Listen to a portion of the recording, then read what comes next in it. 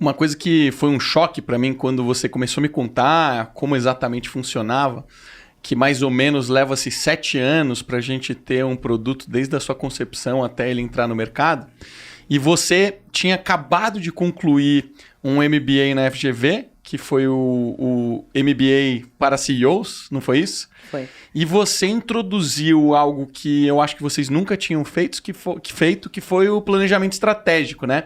Então vocês fizeram um planejamento estratégico de 4 anos. Conta um pouco sobre isso, porque isso completou no ano passado, se eu não me engano, né? Esse planejamento estratégico de 4 anos completou no ano passado. Eu queria que você contasse como foi esse processo de construir esse planejamento estratégico e o que deu.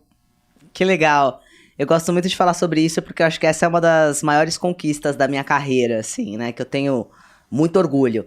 Realmente, tudo nasceu deste MBA que eu fiz para CEOs e antes um pouquinho do MBA de um dos processos de coaching ao qual eu me submeti ao longo da minha carreira, que foram vários, porque quando o seu chefe é o seu pai, né? Eu acho que você precisa de ajuda externa para receber feedback, para ter uma orientação um pouco mais realista, né?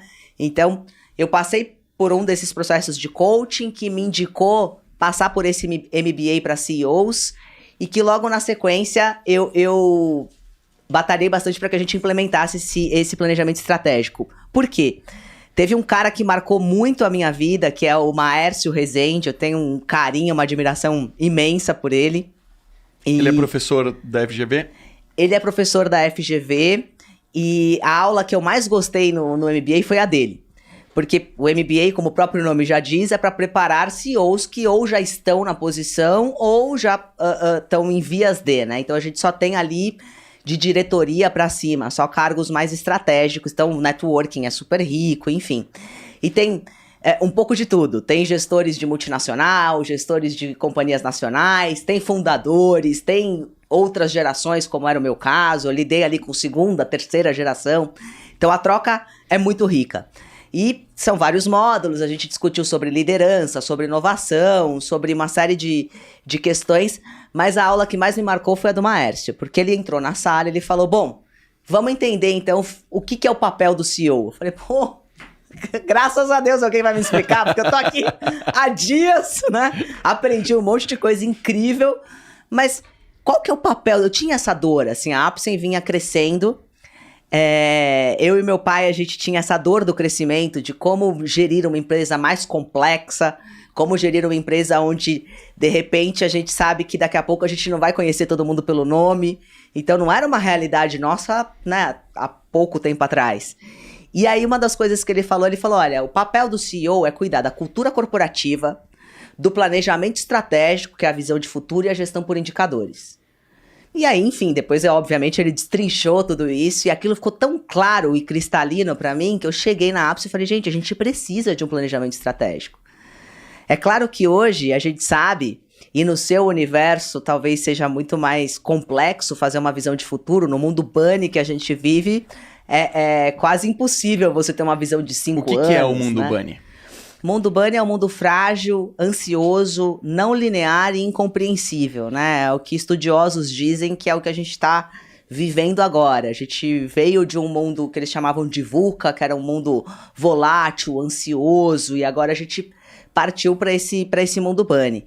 Então tudo é muito rápido, tudo é muito incerto, e aí, claro, ter uma visão de futuro para algumas áreas, como a tua área, que apesar de ser da saúde também, mas é uma área que envolve muita tecnologia, que envolve... É diferente da realidade de uma indústria farmacêutica. Então, se a gente tem ciclos de inovação que são tão longos, para a gente não só faz muito sentido, como é necessário ter uma visão de futuro, pelo menos de 5 anos. Mas mais do que isso, o que eu percebi, assim, que eu pude aprender de todo esse processo, é que é muito importante você ter o sonho. Né, esse sonho, e quando a gente implementou esse primeiro planejamento estratégico foi em 2015, e o nosso ciclo era 15-20. 5 anos de planejamento 5 anos de planejamento estratégico, e o sonho era dobrar de tamanho e chegar no faturamento de 1 bilhão. Por que 1 bilhão, né? Às vezes, é a grandiosidade do número, enfim, não é. A gente queria sentar na mesa grande de negociação, a gente gostaria de ser um player forte do mercado. E mais do que isso, como nós colocamos o ser humano no centro, para nós, assim, tudo, a essência de todo o nosso business são os nossos colaboradores, porque o que nos diferencia no mercado são os nossos produtos, né, e a nossa prestação de serviço, a forma com que a gente se relaciona com profissionais da saúde, com os pacientes. Mas tudo isso só é possível em essência porque lá atrás existem os colaboradores.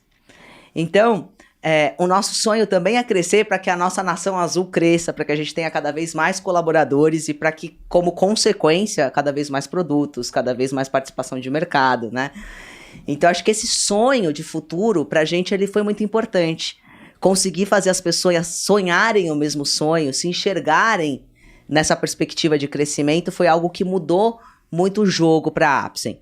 Mas, claro que também ele foi importante para que a gente estruturasse um portfólio, que a gente conseguisse enxergar, ok, a gente está caminhando para estruturar algumas especialidades, para necessitar de algumas expansões, e aí vem toda a burocracia que existe na indústria farmacêutica, todo o cuidado que a gente tem que ter, porque a gente está lidando o tempo todo com vidas, né, desenvolvendo medicamentos.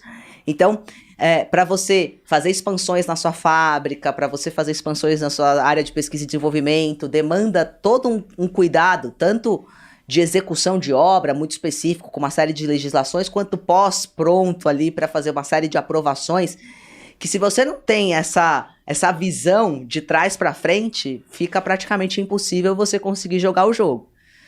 Então, foi muito importante para a gente estruturar essa visão de futuro, e mais do que isso, chegar em 5 anos e cumprir.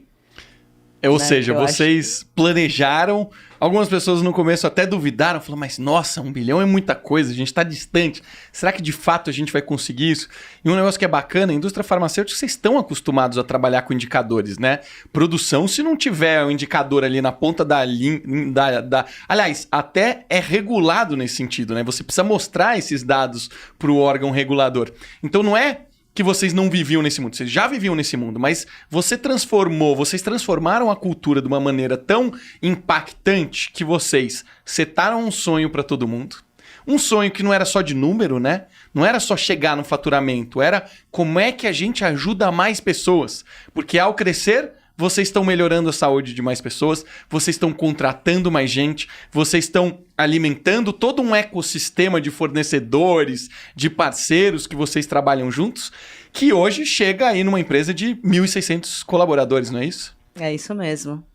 É isso mesmo. Eu lembro como se fosse ontem, quando eu entrei na Apsen, o que me fez me apaixonar, assim, né? Eu até contei essa história outro dia no evento da Apsen, que eu fui numa convenção com o pessoal da Apsen fazer uma surpresa pro meu pai. Era uma coisa parecida assim com o programa do Faustão, que tem aquela história que as pessoas vêm e falam... Arquivo confidencial. Arquivo confidencial, exatamente. Então a ideia era... Teve vários depoimentos. No meio daqueles depoimentos tinha o meu depoimento pro meu pai, era uma homenagem para ele. Só que eu estava lá fisicamente. No depoimento eu estava dizendo que não, que eu estava trabalhando, que não deu. Eu estava recém-chegada na Apsen, estava fazendo o processo de treino na fábrica. Inclusive no vídeo eu estava toda paramentada, com os EPIs, né, com o uniforme, com a touca, enfim. E eu pedia desculpa pra ele. Eu falava, poxa pai, desculpa, eu queria estar aí com você, mas infelizmente não deu, mas eu quero que você saiba que eu te amo, enfim. E nesse momento eu saía de trás do telão. E aí, como era uma surpresa, eu fiquei escondida numa salinha a tarde inteira esperando a hora que eu poderia aparecer. E depois teve todo um fechamento da reunião, a gente foi para uma festa, que é também uma tradição na indústria farmacêutica, a gente tem algumas festas de celebrações, enfim. E quando eu vi aquelas pessoas tão felizes, elas gostavam tanto da Apsen, assim, elas tinham um carinho pro meu pai, e meu pai com elas também, que eu vi uma coisa que eu não imaginei que existia no mercado de trabalho, assim, né? Recém-chegada da faculdade, né? De outras realidades.